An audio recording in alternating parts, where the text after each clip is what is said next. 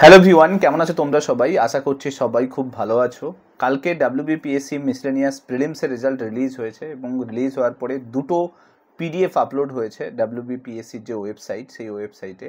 একটা হচ্ছে number wise, অর্থাৎ যে রোল নাম্বার এবং নাম মেনশন করে রেজাল্ট পাবলিশ হয়েছে, এবং আরেকটা রেজাল্টে সেখানে হাইয়েস্ট স্কোর এবং সবথেকে লোয়েস্ট স্কোর সেটাও কিন্তু রিলিজ হয়েছে, অর্থাৎ র্যাঙ্ক ওয়াইজ একটা রেজাল্ট রিলিজ হয়েছে।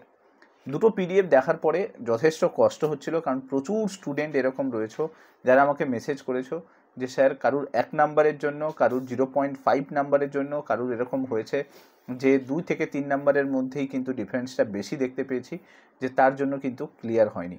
অনেক দিন ধরে মিসলেনিয়াস মেন্সের জন্য তোমরা প্রিপারেশন নিচ্ছিলে, তারপরে যখন ক্লিয়ার হলো না তখন মনে অনেক কষ্ট।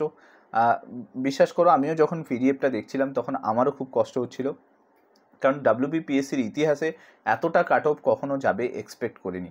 আজকের এই দুটো পিডিএফ অনেক কিছু আমাদেরকে শিখিয়েছে। আজকের ভিডিওতে আমি সমস্ত কিছু ডিটেলসে বলবো, কোথায় আমাদের খামতি থেকে গেছিলো, কোথায় তোমাদেরকে ইমপ্রুভ করতে হবে, কোন জায়গাগুলোকে তোমাকে সব থেকে বেশি দেখতে হবে এবারে, এবং এই দুটো পিডিএফ কী ট্রেন্ড শো করছে, এই সমস্ত কিছু ডিটেলসে এই ভিডিওটার মধ্যে থাকবে। তার সঙ্গে সঙ্গে এটাও বলবো যে ডাব্লিউবিপিএসসির এই যে মিসলেনিয়াস এক্সাম, এটা লাইফের অনেক বড় একটা এক্সাম নয়, যেটা তুমি ক্লিয়ার করতে পারোনি বলে অনেক বেশি ডিমোটিভেটেড ফিল করছো। এরপরে তোমার কাছে অনেক অপরচুনিটি থাকবে, সেই অপরচুনিটিগুলো ডিসকাস করবো। সো মাস্ট এই ভিডিওটাকে পুরোটা দেখবে। ভিডিওটা ভালো লাগলে লাইক করে দেবে, চ্যানেলটাতে নতুন হয়ে থাকলে সাবস্ক্রাইব করে নেবে, এবং ভিডিওটাকে মাস্ট কিন্তু শেয়ার করতে ভুলবে না। তো চলো শুরু করা যাক। দেখো, এই যে পিডিএফটা দেখার পরে সবথেকে হাইয়েস্ট স্কোর দেখলাম 180 পেয়েছে, এবং তারপরে প্রায় 10,000 জন কাট অফ ক্লিয়ার করেছে, এবং যা আমি দেখতে পেলাম 0.5 নাম্বার, এই ডিফারেন্সেই প্রায় 2 থেকে 3,000 জন আছে, অর্থাৎ 141, 142, তার মধ্যেখানে 141.5, তাতেই কিন্তু 2 থেকে 3,000 জন দেখতে পাচ্ছি। মানে বুঝতেই পারছো 0.5 নাম্বারের জন্যও কিন্তু 2 থেকে 3,000 জন স্টুডেন্ট থাকছে। এর আগে ডাব্লিউবিপিএসসি কোনো বারেই কিন্তু এত কম নাম্বারের বেসিসে কিন্তু রেজাল্ট রিলিজ করেনি।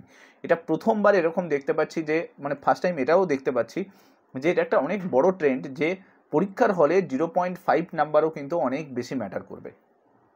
ঠিক আছে, এই দুটো পিডিএফ থেকে একটা ট্রেন্ড শো করছে, সেটা হলো যে পরীক্ষার কোয়েশ্চেন পেপার যদি একটু মডারেট টু ইজি হয়, তাহলে কিন্তু জেনে রাখো সেখানে কাট অফ যাওয়ার পরিমাণটা বেশি। আগে যে কাট অফটা আমরা এক্সপেক্ট করতাম যে 125 থেকে 30-এর মধ্যেই থাকবে, খুব বেশি হলে যদি যায় এদিক ওদিক করে 125-30 যেতে পারে, তার বেশি যাবে না, কিন্তু এই চিন্তাভাবনাটা এখন ভুল হয়েছে।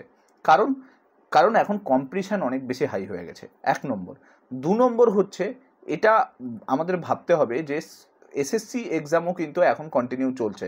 সিজিএল বলো, সিএইচএসএল বলো, এমটিএস বলো, এই সমস্ত স্টুডেন্টরা যারা এই সমস্ত সেন্ট্রাল এক্সাম দিচ্ছে, তারা এখন কিন্তু স্টেট পিএসসির এক্সামও দিচ্ছে, কারণ সবারই কিন্তু একটা চাকরির দরকার। তো সবাই কিন্তু এখন স্টেট পিএসসির এক্সামও দিচ্ছে, যার কারণে আমরা যদি দেখি তো কম্পিটিশান যথেষ্ট হাই। আর সেই কম্পিটিশান হাই বলতে কি বোঝাচ্ছে? কম্পিটিশান হাই কথার অর্থ হচ্ছে যে সবাই কিন্তু সাবজেক্টগুলোকে ব্যালেন্স হতে দেখছে। কেউ এরকম দেখছে না যে তার ম্যাথ খুব ভালো, সে জিএস একদমই পড়ছে না, বা এরকম কেউ ক্লিয়ার করেনি যাই দেখবে জিএস খুব ভালো কিন্তু ম্যাথ তারা একদমই পারে না, অথচ ক্লিয়ার করে নিয়েছে না। এই যে প্যাটার্নটা শো করছে, এই নাম্বারটা নিয়ে আসতে গেলে তোমাকে যে সাবজেক্টগুলো এক্সামে আছে সেই সাবজেক্টগুলোতে তোমাকে কিন্তু যথেষ্ট পরিমাণে এফোর্ট দিতে হবে। মানে একটা সাবজেক্টে এক্সপার্ট হওয়ার চেষ্টা করো না, আমি বলবো যে সব সাবজেক্টকে ইকুয়ালি ব্যালেন্স করার চেষ্টা করো। তার মানে জিএস যেরকমভাবে দেখছো ঠিক সেরকমভাবেই ম্যাথ, রিজনিং, ইংলিশ এগুলোকেও তোমাকে দেখতে হবে। ব্যালেন্স অ্যাপ্রোচ না থাকলে বর্তমান সময়ে যা সিচুয়েশান দেখতে পাচ্ছি, তাহলে কিন্তু স্কোর করা কিন্তু খুবই চাপের হয়ে যাবে, কাট অফ ক্লিয়ার করা যথেষ্ট চাপের হবে। 2 নম্বর, প্রচুর স্টুডেন্ট আছে যারা কি করে, নতুন কিছু জিনিসের ওপর বেশি ফোকাস করে, পিডিএফ, নতুন বই, নতুন মার্কেটে যা কিছু এলো সেগুলোর উপর ফোকাস করে। আমি তোমাদেরকে বলবো বেসিকে বেশি কভার করার চেষ্টা করো, যা পড়ছো সেটাকে মাল্টিপল টাইমস রিভিশনের ওপর চেষ্টা করো। কারণ এই যে এই রেজাল্টটাতে তুমি দেখতে পাবে যে নেগেটিভ যদি কেউ বেশি করে আসে, তাহলে কিন্তু তার স্কোরটা এমনি নেমে যাচ্ছে। সো নেগেটিভ কখন হচ্ছে? যখন তুমি প্রপারলি রিভিশন না করবে, তখন কিন্তু নেগেটিভের পরিমাণটা বাড়ে। সো আমি বলবো যেটুকু বই তোমার কাছে আছে সেইটুকু বইকে বারবার পড়ো। একটা বই, একটা সিঙ্গেল সাবজেক্টের জন্য একটা বই এবং তার এমসিকিউ, সেই এমসিকিউগুলোকে প্র্যাকটিস করতে হবে। ঠিক আছে? এবং মাল্টিপল টাইমস রিভিশন করতে হবে। যখন তুমি পড়ছো সেগুলোকে হাইলাইট করে চলতে হবে। থার্ড পয়েন্ট আসি, যে বহু স্টুডেন্ট আছে যারা শুধু রিভিশনের ওপর জোর দেয় আর পড়াশোনার উপর জোর দেয়, প্র্যাকটিস করে না। তো এখানে কিন্তু প্র্যাকটিস খুব দরকার, কারণ এই যে কাট অফ লেভেল, এই লেভেলটা তোমাকে ক্রস করতে গেলে তোমাকে কিন্তু প্র্যাকটিস ভালোভাবে করতে হবে। দেখো, ডাব্লিউবিপিএসসি নিজে থেকে কখনো কোয়েশ্চেন বাড়ান না। যেরকমভাবে ইউপিপিসিএস বা এমপিপিএসসির ক্ষেত্রে দেখেছি বা ইউপিএসসির ক্ষেত্রে দেখেছি, তাদের নিজস্ব অর্গানাইজেশন আছে, তারা নিজস্ব কোয়েশ্চেন সেট আপ করে, সেটা হোক এনসিআরটি বা আদার্স কোনো বই থেকে। বাট ডাব্লিউবিপিএসসি এরকম একটা অর্গানাইজেশন যেখানে কিন্তু কোয়েশ্চেনগুলোকে কোনো না কোনো এমসিকিউ বই, কোনো না কোনো ওয়েবসাইট, কোনো না কোনো হচ্ছে পিডিএফ থেকে কিন্তু কপি করে, ডাইরেক্ট কপি পেস্ট করে। তো সেক্ষেত্রে কোয়েশ্চেন যদি তুমি ভালো করে প্র্যাকটিস করে রাখো, যদি লাস্ট কয়েক বছরে ডাব্লিউবিপিএসসির যত এক্সাম হয়েছে সেগুলোকে প্র্যাকটিস করে রাখো, বা সেন্ট্রাল লেভেলে যে এক্সামগুলো হচ্ছে সেগুলোর কোয়েশ্চেন যদি প্র্যাকটিস করে রাখো, তাহলে কোয়েশ্চেন কমন পাওয়ার চান্স থাকবে। আর কোয়েশ্চেন যদি কমন পেয়ে যাও, তাহলে অটোমেটিক্যালি তোমার স্কোর করার যে চেষ্টা, সেটা কিন্তু অনেকটা সফল হবে। তো তোমাকে কোয়েশ্চেন প্র্যাকটিসের ওপর জোর দিতে হবে, এমসিকিউ প্র্যাকটিসের ওপর জোর দিতে হবে। 4 নম্বর পয়েন্ট, আর একটা যেটা এই রেজাল্টটা শো করছে, সেটা হলো কনসিস্টেন্সি। বহু স্টুডেন্ট আছে 5 দিন পরে 7 দিনের গ্যাপ নেয়, আবার 5 দিন পরে আবার 7 দিনের গ্যাপ নেয়। আমি বলবো না, কচ্ছপ আর খরগোশের যে দৌড় তোমরা দেখেছিলে, সেখানে কচ্ছপ কিন্তু ধীরে ধীরে ধীরে ধীরে একটু একটু করে এগিয়ে যাচ্ছিল। সে কিন্তু খরগোশের মতো যদি 10 ঘন্টা পড়ে নিল, তারপরে দেখা গেল যে 2 দিন গায়েব, সেটা করলে কিন্তু হবে না। তোমাকে কচ্ছপ হতে হবে, তোমাকে কনসিস্টেন্সি বিল্ড আপ করে রাখতে হবে, অলওয়েজ তোমাকে লেগে থাকতে হবে, কিছু না কিছুর ওপরে তোমাকে জোর দিয়ে প্রত্যেক দিন কিন্তু চালাতে হবে। অনেক সময় মোটিভেশনের অভাব হবে, কিন্তু কনসিস্টেন্সিটা মেনটেন রাখো। আজকে যে এক্সামটাতে তোমাদের রেজাল্ট 1-2 নাম্বারের জন্য মিস হয়েছে, সেটা মনে রেখে দাও, কালকে সেই এক্সামটা তখনই ক্লিয়ার হবে যদি তুমি সেই কনসিস্টেন্সিটাকে মেনটেন রাখো। এখানে যদি গিভ আপ করে চুপ করে বসে যাও, ডিমোটিভেটেড হয়ে সব কিছু ছেড়ে ছুড়ে দিয়ে বসে যাও, তাহলে জেনে রাখো কেউ না কেউ, কোনো না কোনো নতুন স্টুডেন্ট সে তোমাকে বিট করে সামনের দিকে এগিয়ে যাবে। 5 নম্বর যেটা সব থেকে বড় এবং গুরুত্বপূর্ণ জিনিস, সেটা হচ্ছে মোটিভেশন। আমি তোমাদেরকে বলবো, যে কোনো এক্সাম ক্লিয়ার করার আগে সব থেকে বড় জিনিস যেটা ইম্পর্টেন্ট, সেটা হচ্ছে আমি কেন করব এই এক্সামটা ক্লিয়ার। হোয়াইটা যদি ক্লিয়ার না থাকে, তাহলে এক্সাম ক্লিয়ার করতে গেলে অনেক সমস্যায় পড়বে। তোমার কাছে হোয়াইটা খুব ক্লিয়ার থাকা দরকার। তুমি জানো যে বর্তমান সময়ে চাকরির যে পরীক্ষাগুলো হচ্ছে, সেখানে যথেষ্ট একটা কম্পিটিশান চলছে, 1 নম্বর। 2 নম্বর হচ্ছে, এই কম্পিটিশানের মার্কেটে তোমার সম্মান এবং তোমার যদি বলো যে বর্তমান সময়ে তোমাকে টিকে থাকতে গেলে, সার্ভাইভ করতে গেলে তোমার একটা জবের দরকার। কারণ তুমি সেই আম্বানির বাড়ি থেকে তো জন্ম হয়ে আসোনি। তো তোমাকে যদি সার্ভাইভ করতে হয়, তোমার এখানে জব একটা দরকার।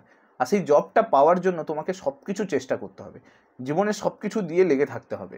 যদি তোমাকে সেটা করতে হয়, তাহলেই কিন্তু তুমি বিট করতে পারবে। আর সেটা করতে হলে কিন্তু তোমাকে প্রচুর পরিমাণে পরিশ্রম করতে হবে, তোমাকে প্রচুর পরিমাণে হার্ডওয়ার্ক করতে হবে। Hard work in the sense of যে তুমি প্র্যাকটিস প্রচুর পরিমাণে করতে হবে, তোমাকে অলওয়েজ মাইন্ডের মধ্যে রাখতে হবে যে আমাকে সিলেবাস কভার করতেই হবে, আমাকে রিভিশন করতেই হবে। মাইন্ড যখন বলবে যে না, এটা করা সম্ভব নয়, কষ্ট হচ্ছে, কিন্তু তখনও করতে হবে। যদি সেটা থাকে, যদি সেই রকমের পরিশ্রমের ক্যাপাসিটি তোমার মধ্যে থাকে, তাহলেই কিন্তু বর্তমান সময়ে এই চাকরির পরীক্ষাগুলোতে তোমার ক্লিয়ার করার চান্স বাড়বে। আদারওয়াইজ কিন্তু কেউ না কেউ আসবে যে তোমাকে বিট করে এগোবে। ঠিক আছে? তো মোটিভেশন তোমাকে সবসময় রাখতে হবে। একটা জিনিস জেনে রাখো, তুমি যদি করতে পারো সবাই তোমাকে বাহবা দেবে, আর তুমি যদি করতে না পারো, তাহলে কিন্তু কেউ তোমাকে চিনবেও না। তাই জন্য করতে হবে, এইটুকু মাথার মধ্যে নিয়ে চলতে হবে। লাস্ট এটুকুই বলবো, লাস্টে একটা জিনিস যেটা আমি তোমাদেরকে বলবো, সেটা হলো যে এই সমস্ত কিছু যা কিছু বললাম, এগুলোকে ফলো করার চেষ্টা করো। আর যেটা তোমাদের মনের মধ্যে যেটা এখন কষ্ট হচ্ছে, যে আমি এক্সামটা ক্লিয়ার করতে পারলাম না, কোনোভাবে এক্সামটা দিতে পারলাম না, প্রিলিমসের পরে এতটা রেডি হয়েছিলাম, একটা জিনিস জেনে রাখো, এই ফিল্ডটা না অনেকটা ম্যারাথনের মতো। এখানে তুমি যদি আগে থাকতে একবার দৌড়ে থাকো, তবেই কিন্তু তুমি ম্যারাথন রেসটা কন্টিনিউ করতে পারবে। কিন্তু তুমি প্রত্যেক দিন ঘুমিয়ে আছো সকালবেলা, আর তুমি ভাববে যে আমি দৌড়ে দেবো বা ফিল্ডে গিয়ে, সেটা কিন্তু হবে না। তো এটা একটা ম্যারাথন, এখানে যত প্র্যাকটিস করবে তত ভালো। তো আমি বলবো যে এই যে 2 নাম্বার, 1 নাম্বার বা 3 নাম্বারের জন্য এক্সাম মিস গেল, এটা কিন্তু মিস নয়। এটা তোমাকে একটা শিক্ষা দিয়ে গেল যে তোমার কিছু উইক পয়েন্ট আছে, সেই উইক পয়েন্টগুলোকে কাজ করতে হবে। জীবনে যদি ব্যর্থ না হও না, তাহলে জয়ের আনন্দ কখনো কিন্তু আনন্দ নিতে পারবে না। তাই ব্যর্থ হতে হবে আগে। আর তুমি সেটা ব্যর্থ হয়েছো, তো একটা ভালো জিনিস যে তোমার কাছে অনেকগুলো পয়েন্ট ক্লিয়ার হয়ে গেল যে তুমি কিসে উইক আছো, কোন সাবজেক্টে উইক আছো, যার জন্য তুমি স্কোর করতে পারলে না। কোনো একটা স্টুডেন্ট যদি 160 স্কোর করতে পারে, কেন তুমি 130-35 গিয়ে আটকে গেলে? কিছু না কিছু ফল তো আছে, সেই ফলটা খুঁজে বের করো। আর সেই ফলটা যদি খুঁজে পেয়ে গেছো, তাহলে এই এক্সামটা দেওয়ার সার্থকতা তুমি পেয়ে যাবে।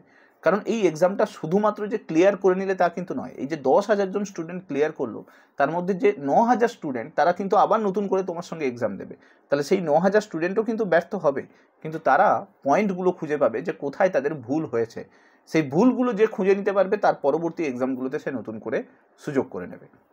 তাই আমি বলবো, কোনো একটা এক্সামে ব্যর্থ হয়ে গেলে, 3 নাম্বার, 5 নাম্বার, 10 নাম্বারের জন্য কোনোভাবে ব্যর্থ হয়ে গেলে, সেটা কিন্তু ব্যর্থতা নয়, সেটা কিন্তু একটা নতুন রাস্তা খুলে যাওয়া, নতুন পথ তৈরি করে দেওয়া, যে সেই পথে তোমাকে কিন্তু নতুনভাবে হাঁটতে গেলে তোমাকে কিন্তু দেখে হাঁটতে হবে, কোন জায়গাগুলোতে ফল্ট আছে সেগুলো দেখে তারপরে কিন্তু সেই রাস্তাটা চলতে হবে।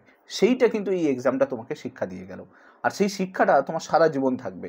কালকে যদি এক্সামটা ক্লিয়ার করে নিতে পারো, সেটা কিন্তু ওই শিক্ষাটার জন্যই শুধুমাত্র হবে। কারণ তা না হলে কিন্তু তুমি সেম ভুল করতে থাকতে, সেম ট্র্যাপ কন্টিনিউ হতো, এবং সেমভাবে তুমি কিন্তু একটা এক্সাম ফিল্ডের মধ্যে আটকে থেকে যেতে। তো ওখান থেকে বেরোতে হবে, এই ভুলগুলো থেকে শুধরে নিজেকে কিন্তু নতুনভাবে পথ দেখাতে হবে। সো আশা করছি বোঝাতে পারলাম, আশা করছি একটু হলেও তুমি মোটিভেটেড হলে যে এই এক্সামটার জন্য সব কিছু নয়, জীবনটা শুধুমাত্র একটা এক্সামের মধ্যে আটকে দিও না, অনেক কিছু তোমার করার আছে। উপরওয়ালা চাইলে অনেক কিছু তুমি করতে পারবে, যদি সেই পরিশ্রম আর সেই ধরনের কনসিস্টেন্সি মেনটেন করে পড়াশুনো করে যাও। তো ভবিষ্যতের পরবর্তী যা কিছু করছো সেগুলোর জন্য তোমাদের জন্য শুভকামনা রইল। ভিডিওটা ভালো লাগলে লাইক করে দিও, চ্যানেলটাতে নতুন হয়ে থাকলে সাবস্ক্রাইব করে নিও। তোমাদের যদি কোনো কমেন্ট থাকে সেটা কিন্তু কমেন্টে জানাতে ভুলবে না। Thank you so much. Next video তোমার সঙ্গে আবার দেখা হচ্ছে। Till then, bye by.